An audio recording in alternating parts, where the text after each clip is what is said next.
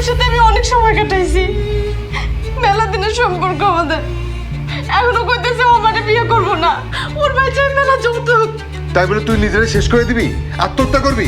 আমি কি তোরে মরতে দিতে পারি?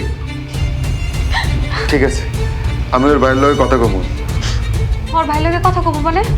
ওর ভাই টাকা চাইলে তুমি টাকা কইতে দিবা? আর কইতে টাকা দিবা এটা নিয়ে তোমার তো চিন্তা করানোর কাম কি? হ্যাঁ, টাকা পয়সা জোগাড় করবো সব আসাদ, তোর একটাই বোন। আমার এই মেয়েটা ছাড়া আর কেনা আছে? ওর যদি কিছু হয়ে যায় তাহলে আমি কি নিয়ে বাসুম? তুই সামনে পারস, তোর বোনের একটা ব্যবস্থা কর। ওরে তুই এবার মরতে দিস না। তুই চিন্তা করে না, আমি সাব্বিরের ভাইয়ের লগে কথা কইতেছি মা।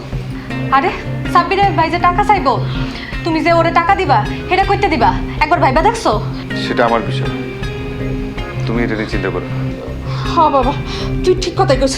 বৌমা তুমি একটু চুপ করো তো। আসাদ কই থেকে দিবা এটা আসাদ চিন্তা ভাবনা করবো। ঠিক আছে আম্মা।